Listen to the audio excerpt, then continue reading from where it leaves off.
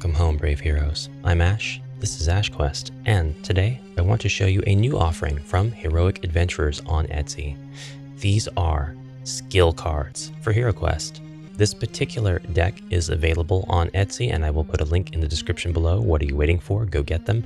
But essentially, this is a set of skill cards for each of the 4 original heroes: Barbarian, Dwarf, Elf, and Wizard. And this particular deck even came with a couple of Chaos event cards to even things out. We have one instruction card. This set of skill cards is designed to add some variety and to power up your favorite heroes. There are 11 cards for each hero. Let's see how to use these cards. Before beginning a quest, each hero draws a random card from his own deck. The hero who achieved the main objective of the previous quest is rewarded with an extra skill card and may draw 2 cards instead of 1. The Barbarian must be the first one to draw a card. Heroes do not reveal their skill cards to the evil wizard player until they are used during a quest. A skill card is discarded once used, unless the card says something else. Unused cards are saved for the next quest, and each hero may also draw a new card. A hero may collect as many skill cards as he has mind points. If the heroes lose mind points during a quest, they must eventually discard skill cards at random to not exceed their actual mind points. Artifacts increasing mind points also increase the number of skill cards a hero may collect. If a hero has already reached the maximum number of skill cards according to the hero's mind points and is going to draw a new one, the hero may choose which card must be discarded after the draw. A few skill cards may require you to roll black or green combat dice. If you are missing these kinds of dice, you may roll an equal number of standard combat dice separately and consider a black shield as a successful result too. Using a skill card is usually not considered as an action unless it features an attack, a search, or casting spells. Skills cannot be combined together. These skill cards were kindly provided by L'Estudante, Heroicadventurers, so thank you so much for your kind and generous gift. These are sized to fit the classic HeroQuest and go perfectly with my Chaos event deck. So I will definitely be using these in my own games. Ash here with a word from this video sponsor. You're the sponsor. There's new benefits on the Patreon, and if you join the Mighty Hero tier now, you will gain access to a monthly quest designed by me, exclusive to members of this tier and above. You'll have access to polls to be able to vote on upcoming content and have a special role for the Amalgam Archive Discord server. You'll be credited as a supporter at the end of every YouTube video I make, and finally gain access to heroic quests. That's a video game. All right, back to the video. I love the card format of the classic game. Something about this size of card. Wait a minute, I'm talking like I had the classic one from the UK and the EU. I had the US version, but I've been collecting the other editions, and my favorite card size is the classic EU and UK card size. That's what I meant by that. It wouldn't be an Ash video if I didn't have some blunder somewhere. Let's take a look at these Barbarian skills. So at the very beginning of the trial, if you're going to use these cards, each one of your heroes just randomly selects a card, and you get one skill to use along with your other stuff that you can do. The wizard is still going to select a suit of magic. The elf is still going to take the second choice, and then the wizard's still going to take the rest. If you're playing with these cards, you will also draw one card from your skill deck. If you're playing with heroes that are not these 4 original heroes, you would not draw a card from their skill deck. While it's not canonical or official, it does lend even more relevancy to the original heroes, and it keeps things fresh. And you're unlikely to have proxies for the newer heroes for your classic game if you prefer to play the classic game, so you're probably going to have these 4 heroes more anyway. You might also enjoy being a purist and only playing with the original 4 heroes at your table, in which case these cards would still benefit you unless you're so much of a purist that you can't even use Homebrew. And if honestly you're that much of a purist, let's play a game of HeroQuest sometime. Discord. I use that all the time. Sometimes your lower mind points lead you astray, causing you to lose focus and act impulsively. You'll not draw a skill card this time, but you may still have a chance. Choose another hero and both of you roll 1 red die. Whoever gets the higher score may draw a skill card. Re-roll in case of a draw. Wow, so the Barbarian argues with his fellow hero, and that causes one of them to get the skill. Twin shot. Load your crossbow with 2 darts and shoot 2 enemies in your line of sight with the same attack. You roll the attack dice only once, but each target must defend individually. This requires a crossbow. Oh man. So if you don't have a crossbow and you're not going to have one in that first quest, this is just a waste. Warrior's Rest. Play this card at the beginning of a quest. You have rested well, recovering your strength and boosting your spirit. roll a red die. If you roll anything but a 1, you start the quest with 1 extra body point. Otherwise, you'll start the quest as usual. The extra body point is granted for 1 quest only. Barbaric Roar. You shout menacingly to intimidate your enemies. All monsters with 1, 2, or 3 mind points who are in your line of sight when you play this card are forced to roll 1 less combat die when attacking. Other monsters are unaffected. The effect lasts until you are wounded. Leader. Your strength and tenacity instill confidence in your companions. When you play this card, all heroes you can see may roll 1 additional combat die on their next attack. You don't get any bonus. I like the inclusion of the female barbarian here. Or perhaps that's the elf? I think the barbarian because she has a helmet. Dodge. Play this card instead of defending and roll 1 red die. If you roll anything but a 1 or a 2, you dodge the attack with no need to defend and must move your figure onto an adjacent square.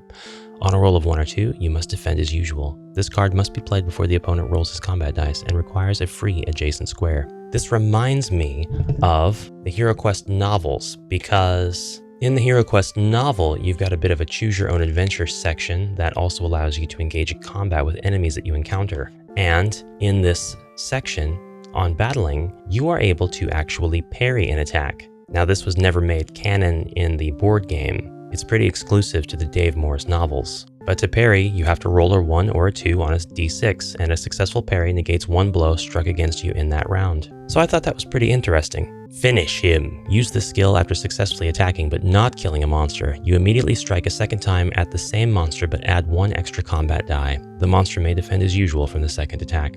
I like that one. It's not overpowered. Guard Break. Use this skill before attacking an adjacent monster. Roll a combat die. If a white shield is rolled, you hit the enemy with your shield, lowering his guard.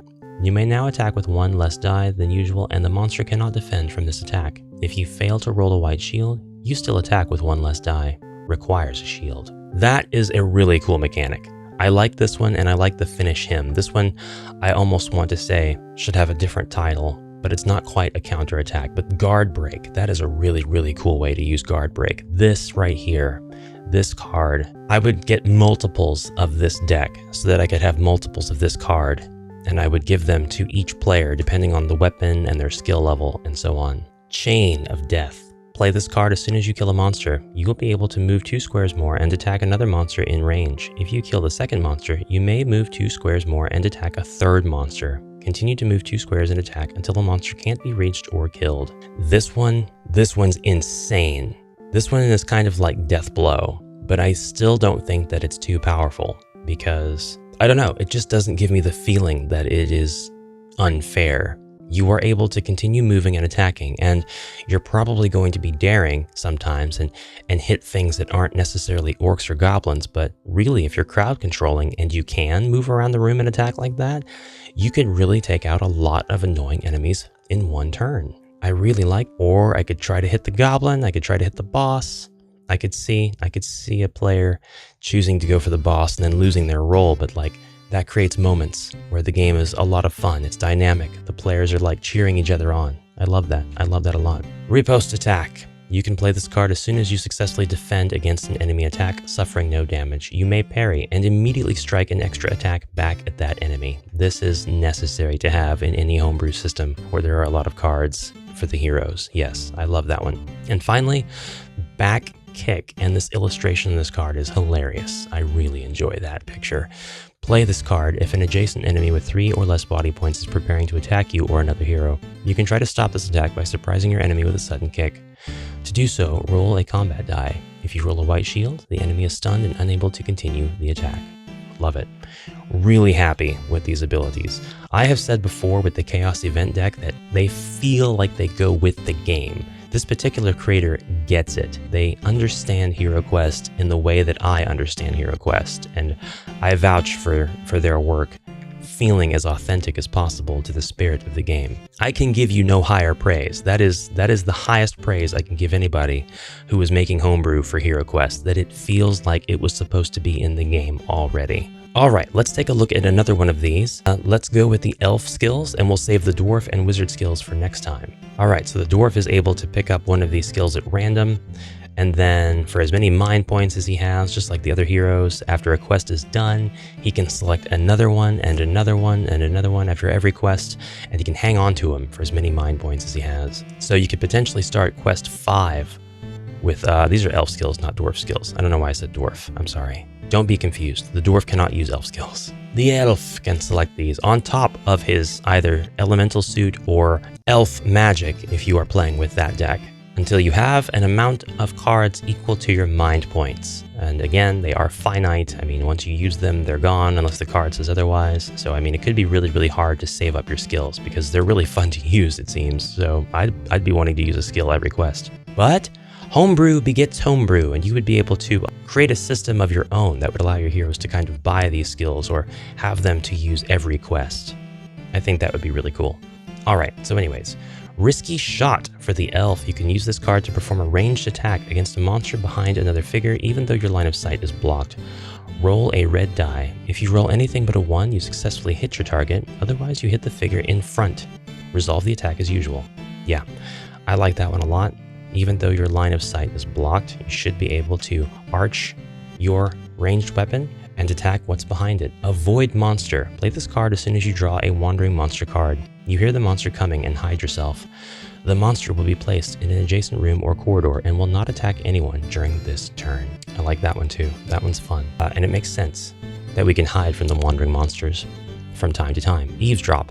Play this card in front of a closed door to try to guess what kind of monsters are inside the room. Roll a red die. The result indicates the maximum number of monsters you can identify. The evil wizard player will reveal what kind of monsters are inside the room, but no more than the number shown by the die. That's very clever. I like that. Last Defense. Play this card when you fail to defend against an attack. You have one last chance and may re-roll all your failed dice once. Oh man. Missed Attack. Play this card as soon as an enemy's attack against you misses, rolling no skulls on his combat dice. You have the chance to strike back against him by rolling 1 combat die, which cannot be defended against. This is very roguish in nature. Step Back. Play this card as soon as you trigger a trap. You notice the trap in time and may try to slowly step back onto the previous square. Roll a red die. If you roll 3, 4, 5, or 6, you don't trigger the trap, but your turn ends anyway. On a roll of 1 or 2, the trap is triggered and the standard rules for that trap are applied. Going to take a little bit of patience on Zargon's part, because Zargon will probably want to say, you triggered the trap, it's a spike, a trap, this is what happens, you reduce 1 BP, roll these dice, and then you'll have to remember in the moment that you have this ability, and you play it. But Zargon's not going to know that you have this, right? Or Morcar, because you're keeping them secret. You're not revealing them until you're ready to play them, which I think is also a really good mechanic to have. Zargon doesn't need to metagame and know exactly what skills you have whenever you draw these cards. Your perspective may differ, and if so, let me know in the comments below. Pin them. You may play this card to shoot a ranged attack against 2 enemies in a straight line in front of you. You also roll 1 additional combat die to attack. If the first monster fails to defend, the second monster will suffer the same attack. Requires a bow or crossbow. That one's really mean. That one's really mean. What are you going to do if they're skeletons? How are you pinning the skeletons to each other? I guess the arrow flies through an eyeball socket and through the back of the skull and just carries that skeleton backwards? I don't know. Sorry for the graphic imagery. Loneliness. It seems you're all alone today. While your friends are learning new skills, you haven't learned anything. Focus more on yourself. You'll have better luck next time. Oh no. Copy Spell. Play this card when you see the wizard casting a spell that you would like to learn. Roll a red die. On a roll of 1, 2, or 3, you fail to learn the spell. On a roll of 4, 5, or 6, you learn the spell and can take that spell card for yourself. You may use the new spell during the current quest only. This one is extremely clever because if you're watching the wizard cast a spell and you use this card, the spell that the wizard cast is expended. It's done. But instead of just being discarded, you'll actually take it if you successfully pass the roll. Now, it does get a little bit sticky if the wizard has an artifact that allows him to cast a spell more than once, but nothing too difficult to navigate. Anyways, I really love the mechanics of that. Copy Skill. Play this card when you see a hero using a skill card that you would like to learn. And there is wordage here at the bottom, wizard skills cannot be copied. So this works just like the copy spell card, but it's for the other skills that are being used in the quest. So it's kind of cool. You can almost kind of think of it as a free skill, except it's not. It prohibits you from having drawn whatever other card. So you have this and you're just waiting for a hero to use their skill, and then waiting for an opportunity to use that exact same skill in the quest. Now, The con to this is that Zargon or Morcar can see that you've used this because you've rolled a dice, you've used this, and he'll actually know, he or she, they will actually know what skill it is that you have in your possession. But I mean, that's not a big deal. And Safe Jump. Play this card when you want to jump over a trap, hazard, or any single square. You may safely jump the square with no need to roll any dice. If you want to jump over 2 squares, you must roll 1 combat die. If you roll anything except a black shield, you succeed and jump across safely. And that, my friends, is the Barbarian skill deck and the Elf skill deck. We're going to cover the Dwarf and Wizard skill decks in a separate video because this might drag on a bit long. I didn't really intend initially to look at the entire set, but now I think it's necessary to look at every single card because it is a ton of fun and it just shows you that you're getting a lot of value with this deck. I can't stress that enough. The Heroic Adventurers offerings on Etsy are fantastic. I'm not just saying that because I got these for free, because I have actually spent money to make sure that I got my own deck of Chaos event cards. And I had to get all of the other stuff that was available at the store as well. And again, I just love the smaller card size. So of course I was going to get the stuff to supplement my older version of the game. The 2 Chaos events that come with this are Elite of Chaos. You can play this card when it looks like Chaos overtook my microphone there. You can play this card when a Chaos Warrior is placed on the board. This warrior has a special skill. Draw 1 card from the Elite of Chaos deck. The card will tell you which skill he has. Return this card to the deck after use and shuffle the cards. Kind of a little clever play, a little insertion to incentivize you to get the Elite of Chaos deck. You'll have the Chaos events to go with it. I like it. Man, just 10 out of 10. 10 out of 10. I can't praise it enough. Yeah, one more time, Heroic Adventure stuff is exactly my style of running a game. It's a little bit of give and take, it's a little bit of boon, but, and then it just goes on from there. A little bit of risk with the reward. So thank you all very much for watching. I do hope you'll check out these new decks of cards. I think they're highly worth it. I've got no information on whether a 2021 sized deck will exist. I'm sure they will though, or what other languages this comes in. Heroic Adventurers is, I believe, based in Italy, and oftentimes have Italian and German versions of their decks. In fact, they usually come out in Italian first, I think. But there's a lot of stuff, so please check them out. All right, guys, I gotta go. Thank you for watching. Have a great rest of your day, and onward.